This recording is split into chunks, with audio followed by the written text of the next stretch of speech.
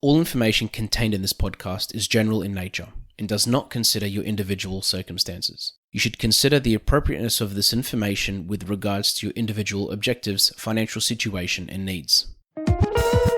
Welcome to Sharing More Than the Sheets, a podcast to help you and your partner make better financial and lifestyle decisions so that you can both focus on the things that you love. I'm your host, Michael Khouri, financial planner, green thumb, husband, and just dad.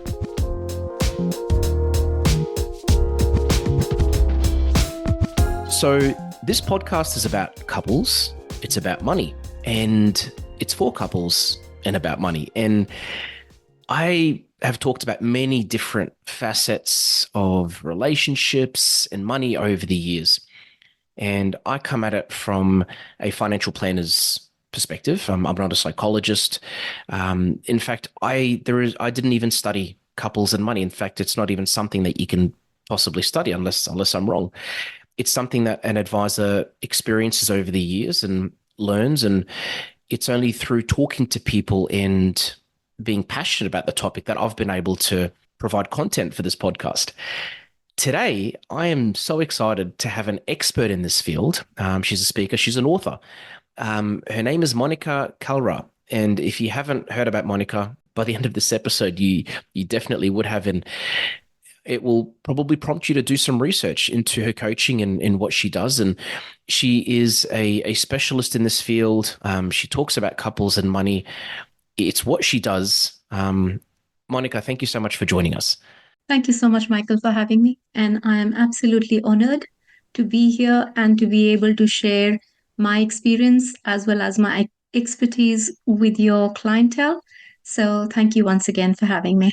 It is an absolute pleasure, and as I said to you earlier, it's something I'm so excited that we're discussing. It's something that should have been talked about, decades ago, and it probably was, but not as much as it should have. And even to this day, it's probably something that isn't talked about enough. And can I ask you, for those that don't know about your background and how you got into this area, if you can maybe give us just a little bit of a background on yourself career-wise and what has led you to writing these books? Michael, I was in an abusive relationship for 21 years, and divorce was unthinkable because it comes with a lot of stigmatization in my culture. However, after being in that relationship for 21 years, I decided that it was time to end the relationship, which definitely came with a lot of isolation, ostracization, and also with disgrace to the family owner, because it's not acceptable in our culture to be divorced. And this then led me to be in therapy for 3 years, followed by studying relationship skills for another 3 years. And then I realized that it was time now to share my experience and my expertise in the area with the rest of the world. Because, as you mentioned, that relationship skills are not taught in schools, and we only learn from our parents or our grandparents. However, there is so much study available now, and there is so much research available there that we can actually work on our relationships. In fact, it is advisable to work on our relationships consistently in case we wish to nurture them and ensure that they are long lasting. And this then led me to begin coaching. That then led me to write my two books, How Do You Know He's the One? And the other one is How to Heal from a Toxic Relationship. And then I delved further into it and became the founder of Revorse, where I assist people who are not only struggling in their relationships and want to improve their relationship with themselves and with the others. However, I'm equally passionate about assisting divorced women because I want to ensure that they are given that assistance in order to revive their confidence, reclaim their inner power, and at the same time reset themselves emotionally for future relationships. So this has been my journey so far. And what I love is that, I mean, again, very similar to what I explained in my intro, but it's from experience that, it's a lot of what you probably talk about comes from experience. Like, I mean, you mentioned that you did study, and you went through a personal process, a healing process, but it's the experience that I think is what has made you so successful, because you're able to talk from the heart about these things, and you're able, because of what you went through, because 21 years is a very long time. And also, I'm sure there are signs that you probably ignored, flags that you probably ignored, and can I ask, if you could touch on a couple of those flags, or just the points that you feel, if a person is in a relationship and they feel whether there's financial abuse, or any type of abuse really, but what are some of the flags to watch out for, in if somebody finds themselves in this situation or doesn't realize that they're in this situation? That's such a good question, Michael, because in some of our cultures, abuse is so normalized that we don't even realize that we are in an abusive relationship. And this is primarily so far as the emotional abuse is concerned. And being aware of these red flags, being aware of those warning signs are critical to ensure um, that you know whether you are in such a relationship, or if you've already ended a relationship, then you are at least aware for your future relationships that you are looking out for these signs quite early on in your relationship. And I'll touch upon a few of them as you mentioned. One of them is gaslighting. This was a word that was most looked for on Google last year, and it was considered as as the word of the year in the British dictionary. I think it was looked up 1,700 times or something like that. So this is a psychological abuse where a partner controls the other partner. It's a manipulative technique where they distort an incident to assure their partner that they are wrong, and that their memories, their thoughts, their senses cannot be trusted. And when these tactics are used over a period of time, then the person who's getting manipulated begins to doubt themselves and also their experiences. And they begin to feel that they are really crazy. And as such, they lose their self worth. In such scenarios, the person who is manipulating also ensures that the person who's getting manipulated is completely isolated from their loved ones, from their family and friends. And therefore, the only voice that the person who's getting manipulated is the voice of the manipulator, and also apart from their own voice speaking into their life. And therefore, it is really necessary to be surrounded by family and friends who love you and who care for you so that you can hear someone else's perspective as well. So, it is also important to find a partner who validates you, who's compassionate, rather than who criticizes or confuses you. And if there is a partner who's criticizing you and confusing you, mind you, confusion is not a hallmark of a healthy relationship. So this is a red flag. And if it appears quite early on in your relationships, then to be mindful, because it can turn into gaslighting later on as the relationship develops. So that's one of the abuses. The other abuse could be something like mirroring. Now, what is mirroring is where the person who's manipulating you or has that intention, they will tend to emulate you. They will tend to support you in all your likes and dislikes. And when I say support you, they will like everything that you like. If you like butterscotch as an ice cream, they like it too. If you're into personal development, they are into personal development. If you like Brené Brown, they like Brené Brown. Everything is whatever you like, they like. It is quite flattering, no doubt about it, that your likes are similar to that of your partner's. However, this mirroring becomes dark mirroring when it turns sinister. So what they do is that they, over a time period, they learn about your desires, your vulnerabilities, your weaknesses, your insecurities, and then use these against you when the time comes.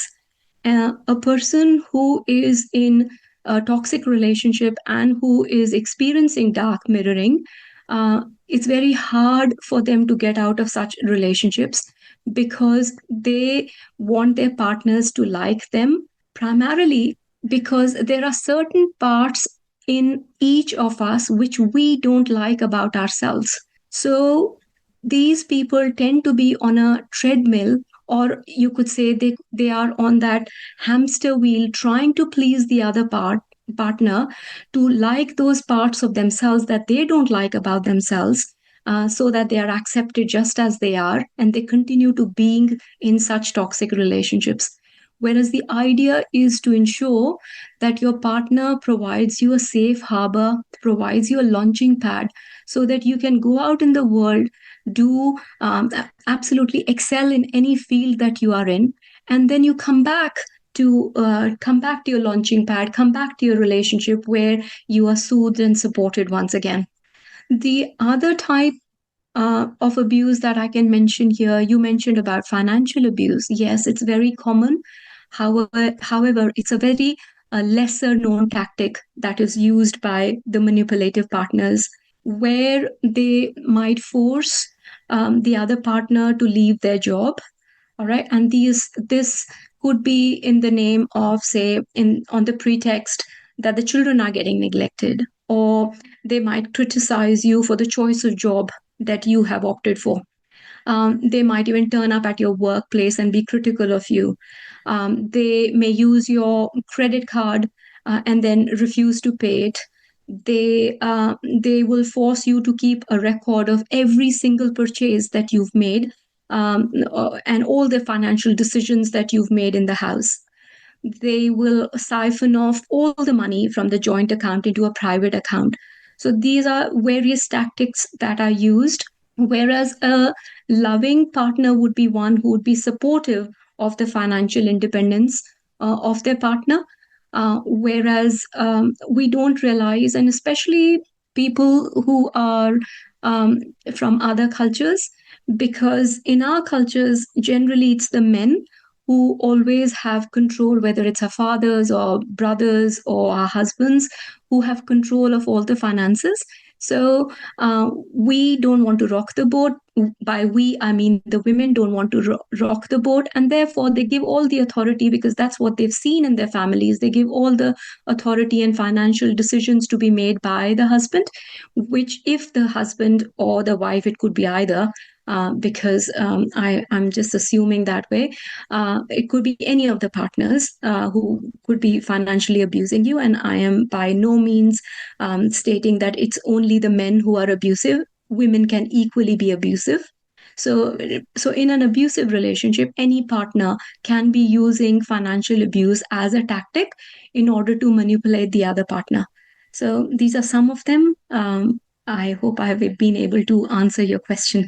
Yeah, no, you have, and also, like, I mean, yeah, gaslighting. To be honest, I didn't know what gaslighting was. I've heard it many times, so it's interesting that it was one of the most, like a very highly Googled term last year. And the other part about it as well is, a lot of the things you've mentioned, you're actually very right. Like, it's like, again, I'm coming at it from a financial advisor's point of view, but money can play into these things because it could be used as a tool sometimes to control people. And at the same time, and I know it's very hard because every relationship is completely different, but some of the things you've mentioned, or even all three, especially the one of mirroring the other person's likes, you know, how do you distinguish it from being something just that's natural and something that's yeah, like, how do you distinguish between good and bad intentions, if you know what I mean? Because in a relationship, especially when you meet someone the first time, it's very natural to want to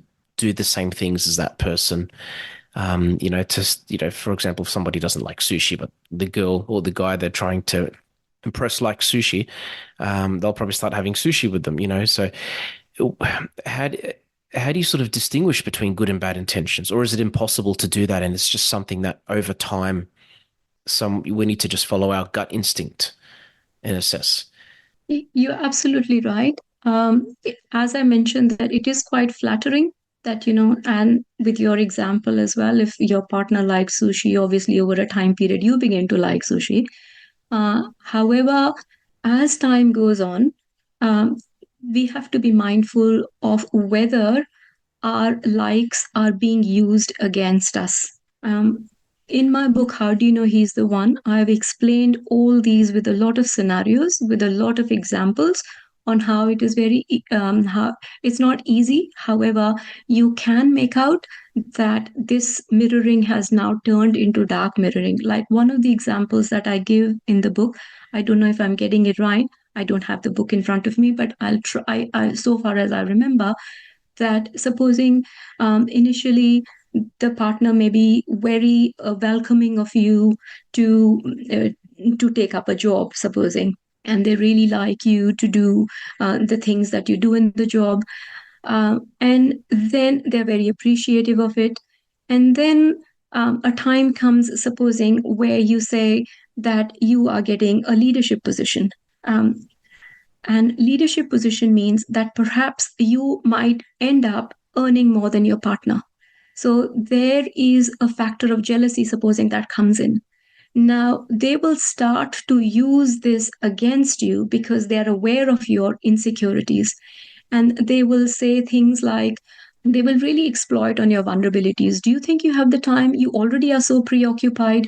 It takes you such a long time. Do you think you'll be able to manage this? Sometimes it comes from a good heart, but sometimes you'd have to trust, as you mentioned, you'd have to trust your gut, and you'd have to trust your instinct of whether it is being used against you or not. A healthy relationship would be where they are very supportive of you, of the decisions that you are planning to make. Yes, you do warn them that these could be, this could go against us, or there might be some repercussions or consequences of taking it up. It might affect your health or something, but they will try and exploit your desires, your insecurities against you through some comments, or through being sarcastic, through being passive aggressive. So you'll have to be mindful of what is coming your way. That makes perfect sense.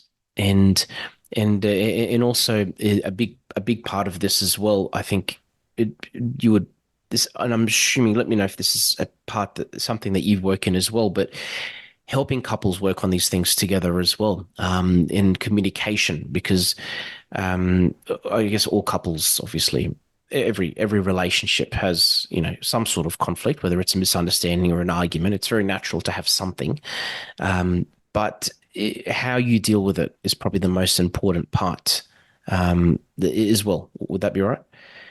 Yes, certainly.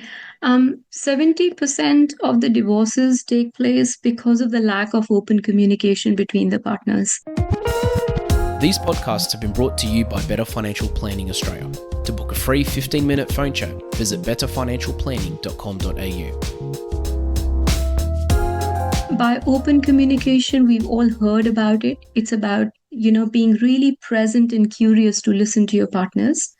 And when I say being present, people will say, oh, yes, I am present. I am here. It's not about being physically present. It's about you know, being there with your heart, soul, and as well as your mind. So being there, you could do certain exercises in order to come into the present moment. I highly recommend to my clients, to the couples, to spend at least 15 minutes every day without fail in order to check on each other, which most of the couples sometimes, due to various other responsibilities or busyness or whatever, tend to avoid.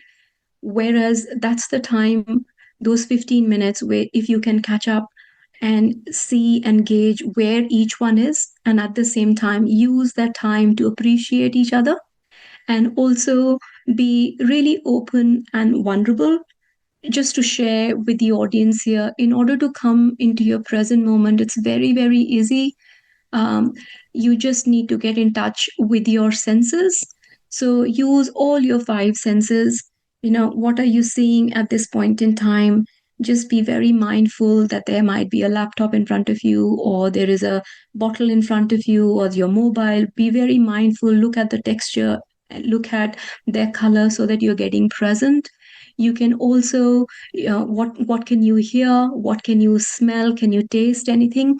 Touch plays a very, very important role. Physical touch plays very important role. So when the couples are sitting for that 15 minutes together, it's about holding hands. That gives a lot of security to each other, facing each other, looking into each other's eyes, because open communication is not just about repeating what the other person has said, but at the same time asking open-ended questions, being really open and curious, not killing the other person's experience, making sure whatever is being shared with you, you're not providing any advice. Sometimes the partners are not willing to listen to any advice. It's just that they want someone to hear them out.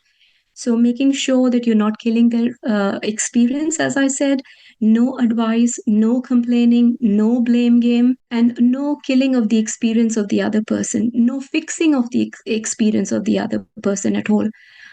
So being really present, and as Stephen Covey says, listening with the intent to understand rather than with the intent to respond. The moment the client has your partner has shared something, um, not forming an answer beforehand to say, oh, this is what I'm going to say the moment she finishes or the moment he finishes, and then you get into he said, she said. It's about really being curious of what they have to share with you. And when I say what they have to share, so you are listening with your heart, with your eyes, with by picking up non-verbal cues, by paying attention to their tone, by being attentive to their body language, and thereafter sharing your impact. How did it make you feel? Oh, I felt this when you were sharing this. And then validating the experience of the other person. It makes total sense why you didn't get up out of the bed because you were unwell, or whatever. Validating that experience, using those terms like that makes sense. So really welcoming their experience rather than telling them you should be feeling sad. That's what they have felt, and we need as partners to acknowledge that they felt sad about it and validating that experience. So along with open communication, the other thing that comes up when you are openly communicating, it leads into being honest with your partner. We tend to we don't tend to be honest with our partners because we feel that we will displease our partners, because most of us don't know how to do conflicts constructively. And so that we don't rock the boat, we make sure that we hide our feelings, or anything that we've experienced with a partner, which may upset the other partner, we don't share. And what happens over the time period, we tend to shove all these under the carpet, and these resentments become expectations, and then this leads into contempt. This becomes contempt, then leads to become emotional detachment, and that intimacy, that connection is lost. So making sure that you're being really honest and you're being really vulnerable in expressing how you're feeling, because that's what we most of us don't do it, because that element of vulnerability is so important. However, when I'm talking about being vulnerable, it is also equally important that we are very appreciative and respectful of our partners, because we all know that fondness and admiration, they are crucial elements for a long lasting relationship. So making sure, and they're also the antidotes to contempt. So making sure that you're saying thank you at least once a day. And not just the word thank you and then moving on, but giving a reason on why you're being thankful. So thank you for taking the kids today because you knew that I had a meeting. Giving the reason there as well. So being really appreciative of your partner, by making sure that you are valuing the goodness in them by looking into the innate goodness of humanity. And at the same time, because this leads to friendship. So happy relationships are always based on deep friendships, because friendships fuel the flames of romance. And this also leads to mutual respect and enjoyment of each other's company. Never stopping to learn about your partner's preferences and challenges, playing fun question games together, doing quizzes together in order to deeply understand each other regularly, by setting that 15 minutes of inquiry time to learn about your partner's well-being. I would further go on to say that along with this also comes the idea of taking personal responsibility. And what I mean by personal responsibility is that you are not only honoring yourself, but you're honoring the other person. And by personal responsibility, what I mean to say is that we take full responsibility of our role in any conflict if it has occurred.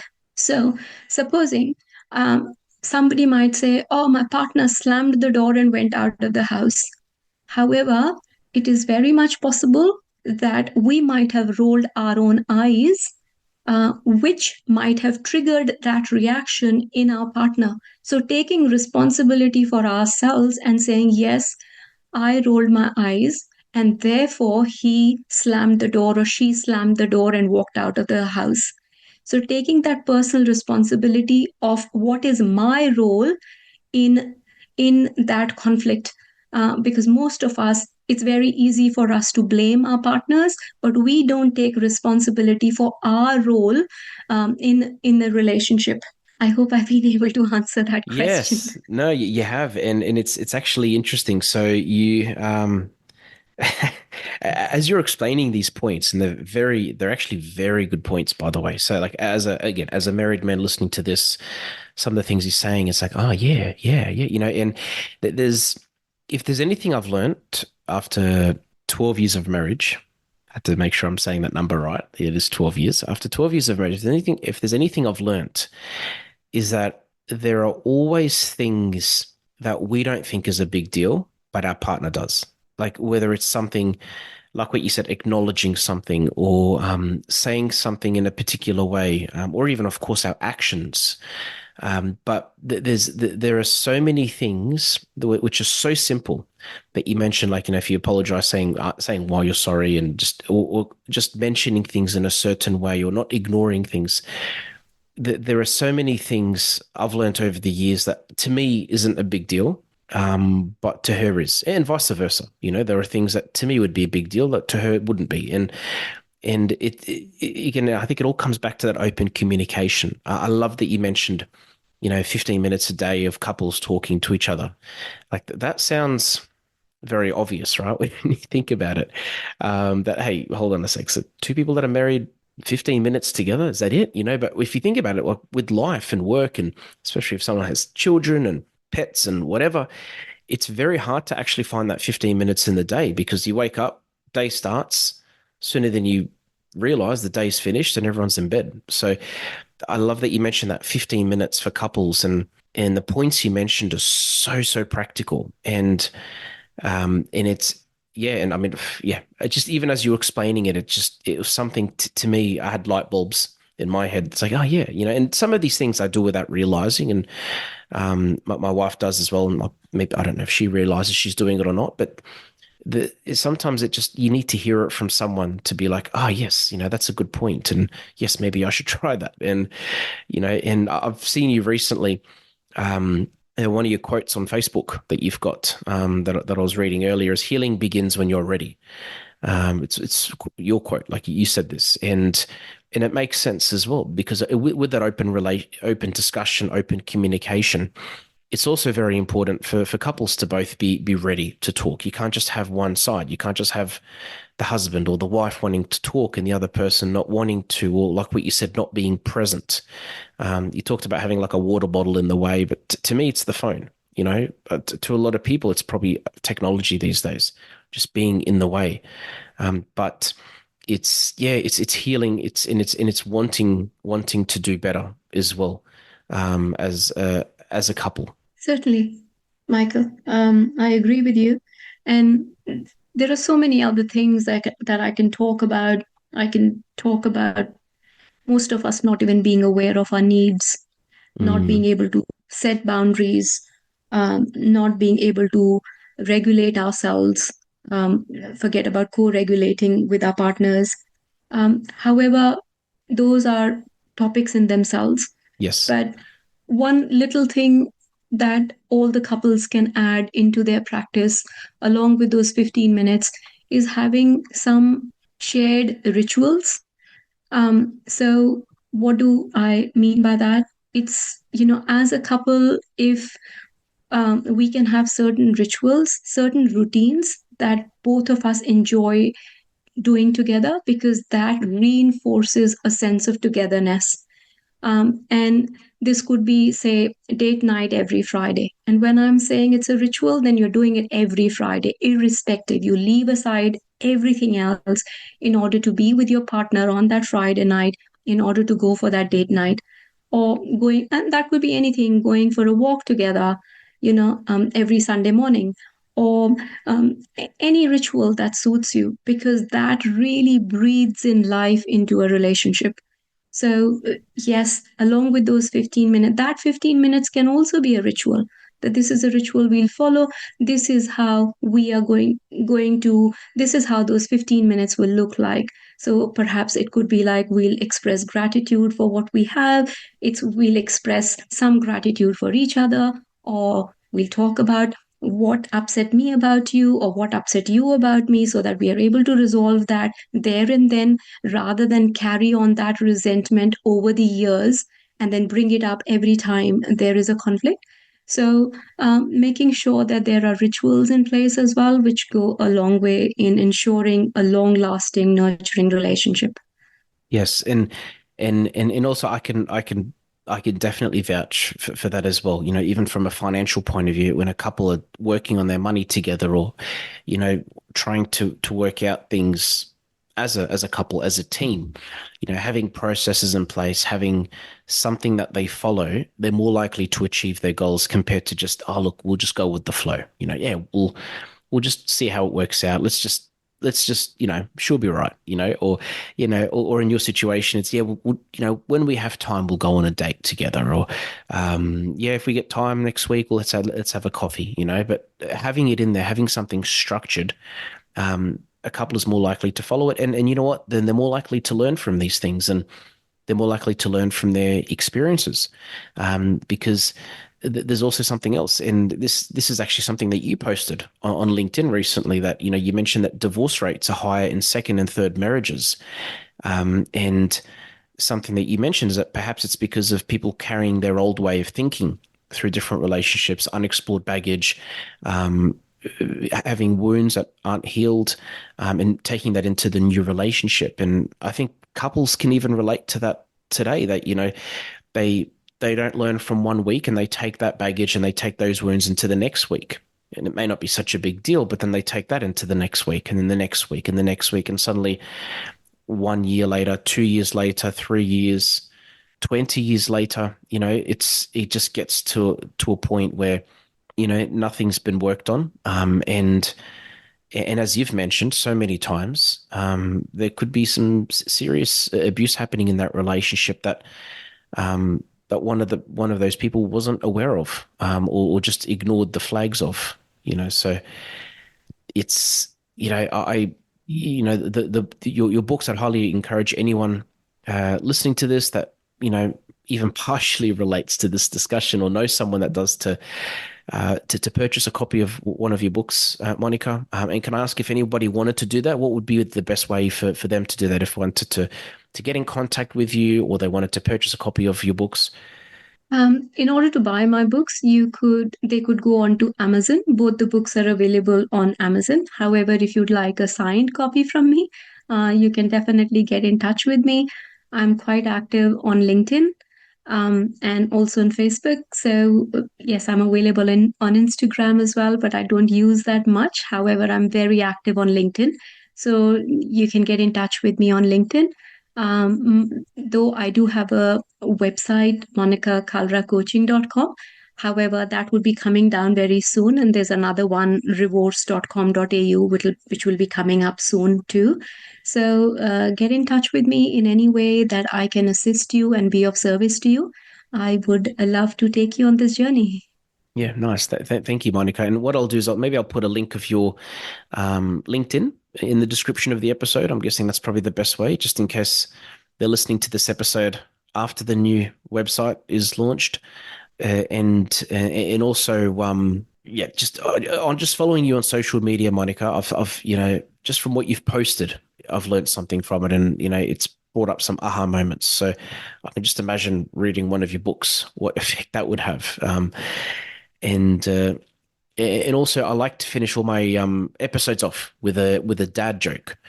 And this is, it's wedding related, couple related. But how do you remember your wedding anniversary? Or how does somebody remember the wedding anniversary?